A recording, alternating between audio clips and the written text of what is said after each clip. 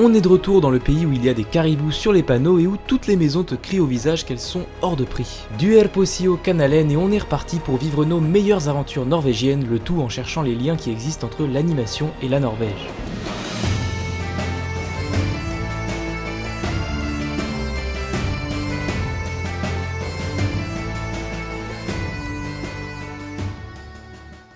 Quoi de mieux pour se remettre dans le bain norvégien qu'une petite journée sur le thème des Vikings. Bienvenue dans le village de Borg dans lequel on peut trouver le Viking Museum.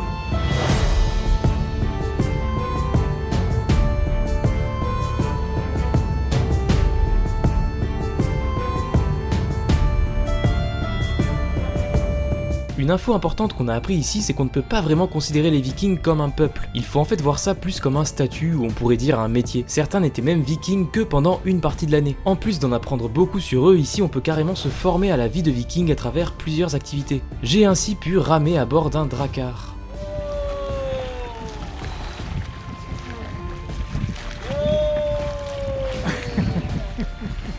C'est trop drôle. Ouais bon, les gilets de sauvetage ça casse un peu l'immersion, mais on a quand même pu éprouver la force qu'il faut dans les bras pour faire avancer un vaisseau de cette taille. J'ai aussi pu m'essayer au lancer de hache et ma prestation a été...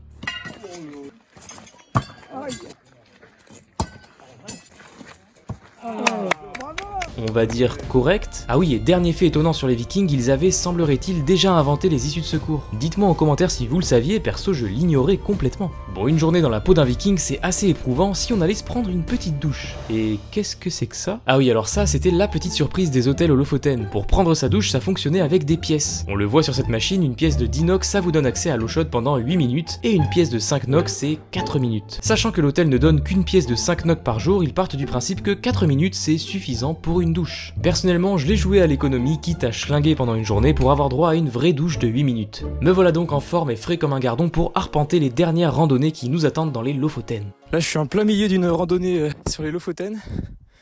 Et ça me permet de vous parler 2 secondes du niveau des randonnées ici, qui est franchement parmi les randonnées les plus dures que j'ai fait, je pense. Et en fait, on suit un guide qui nous donne pas mal de bonnes adresses de randonnée, tout ça. Et à chaque fois, systématiquement, il sous-estime la difficulté des randonnées. On est tout le temps surpris par la difficulté, on met tout le temps plus de temps. Il y a des passages toujours plus difficiles que ce qu'on avait envisagé.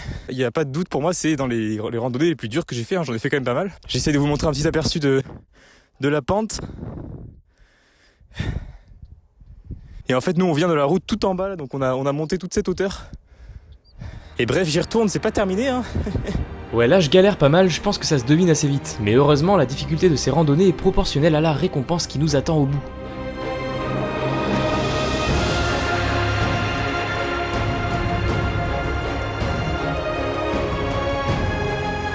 Si je ne devais poser qu'un seul mot sur ces paysages, ça serait irréel. Ce sont des paysages tellement rares que je me rappelle avoir à ce moment-là du mal à réaliser qu'ils étaient vraiment juste là sous mes yeux.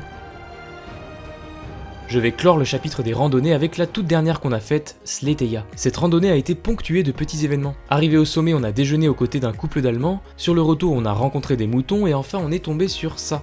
Il s'agit d'un tremplin de saut à ski, j'aurais bien voulu voir comment c'était à l'intérieur, dommage qu'il soit interdit d'y monter en cette saison et...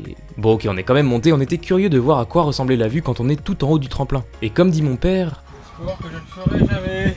Mais au Lofoten, il n'y a pas que des randonnées, et avant de quitter les îles pour aller visiter la capitale, nous sommes passés dans 2-3 lieux intéressants. On peut citer le village d'Enixver, particulièrement charmant, et aussi celui de Svolvær où on peut visiter des expositions pour lesquelles il ne faut pas avoir froid aux yeux.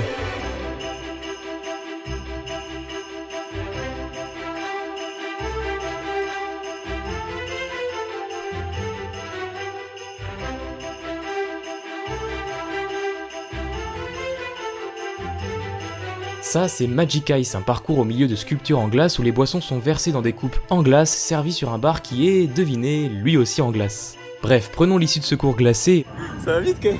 Et rendons-nous dans une autre expo de Svolvær où j'ai pu trouver le seul élément des Lofoten que je peux rapprocher un peu à l'animation. C'est celui-là, et si vous vous demandez pourquoi je m'attarde sur ces simples dessins des nains de Blanche-Neige, c'est parce que leur dessinateur n'est ni plus ni moins que le moustachu le plus démoniaque du XXe siècle. Ces dessins se trouvaient dans une expo sur la Seconde Guerre mondiale et évidemment je ne vais pas pouvoir vous montrer plus d'images de celle-ci sur YouTube. Bon, la journée a été bien remplie, on embarque maintenant dans l'Hurtigruten, un beau bateau de croisière qui va nous ramener à Bodø. Il est l'heure de dire au revoir aux Lofoten, merci pour tous ces souvenirs, je ne suis pas prêt d'oublier ces beaux paysages.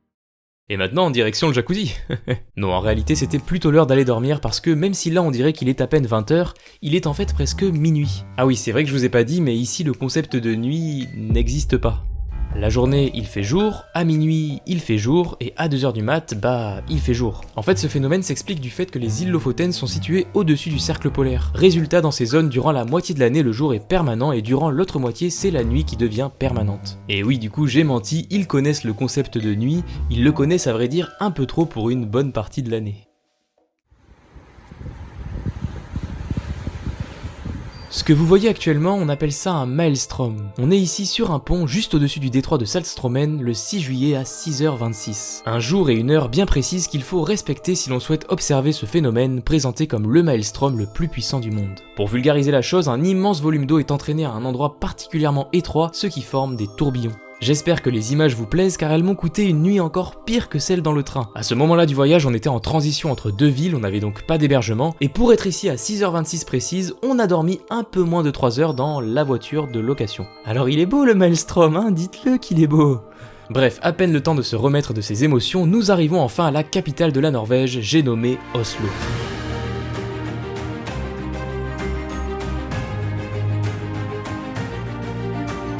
Ici, on peut croiser des bâtiments au style viking, des gardes au service du roi de Norvège, des mecs posés dans leur baignoire en public ou encore une coccinelception.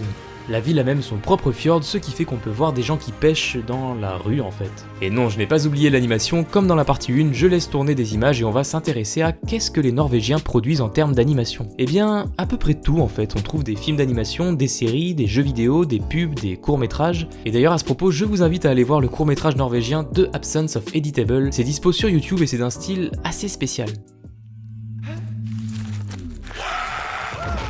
Mais sinon, pour ce qui est de l'art en général, la Norvège est surtout connue pour son peintre Edvard Munch. Et ça tombe bien, à Oslo, on peut visiter le Munch Museum. C'est l'occasion d'en apprendre plus sur ce grand homme qui a quand même créé plus de 24 000 œuvres au cours de sa vie. Si on s'arrête aux peintures, il en a fait près de 1700. C'est quand même marrant de se dire que sur 1700 peintures, je pense qu'on est beaucoup à n'en connaître qu'une seule, Le Cri. Et au Munch Museum, évidemment, j'ai pu voir Le Cri de mes propres yeux. J'ai pu le voir 2 fois, 3 fois, 4 fois même. Oui, parce qu'en fait, Munch réalisait souvent ses tableaux en plusieurs versions. Si j'ai pas trop eu de mal à capturer la version crayonnée, ça se bousculait déjà beaucoup plus pour la célèbre version en peinture. No flash, please. Ouais, s'ils disent ça, c'est parce qu'apparemment les flashs peuvent détériorer la peinture. Pour les protéger, ils ont même mis en place un système où chaque version du cri ne se révèle au public que pendant une demi-heure avant d'être complètement cachée. Dans les autres œuvres de Munch que j'ai bien appréciées, on a The Sun, un immense tableau que là aussi l'artiste a fait en plusieurs versions. Celle-là peut vous paraître grande, mais il l'a fait en encore plus grande juste ici. Bon, et j'allais pas partir du Munch Museum sans vous montrer les WC. Regardez-moi ça, vous avez déjà vu autant de lavabos au même endroit, sérieux ? Donc là on est juste à l'entrée d'un supermarché norvégien et je voulais vous montrer ça parce que je trouve que c'est vraiment ouf. En gros c'est un petit truc dans lequel ils viennent mettre des bouteilles recyclées et tout. Et en fait en échange de ça tu reçois de l'argent. Donc en fait ça invite tout le monde à recycler, c'est vraiment une démarche super quoi.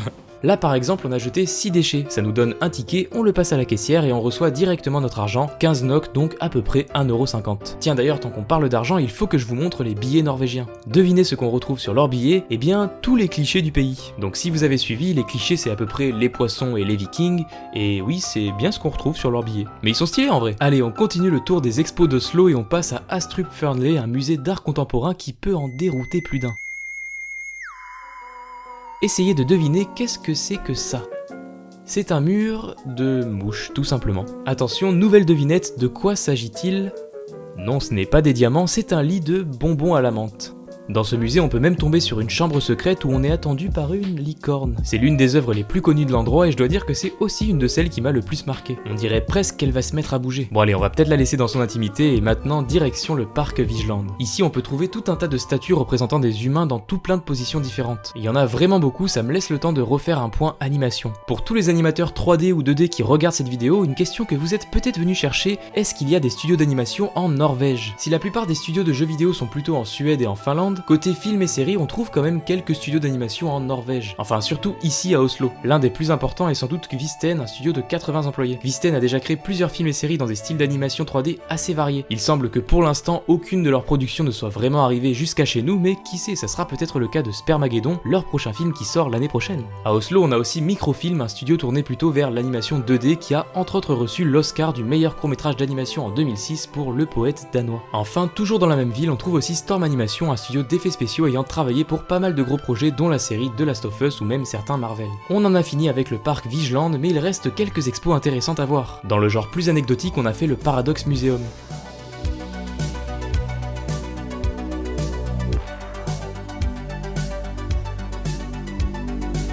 C'était sympa, mais comme beaucoup d'expos centrés sur les illusions d'optique, je trouve que c'est rare d'en découvrir qu'on ne connaît pas déjà. Pour nous, la vraie découverte, c'était celle-ci. Dans le genre des illusions de forme ayant la même taille, elle est quand même pas mal bluffante.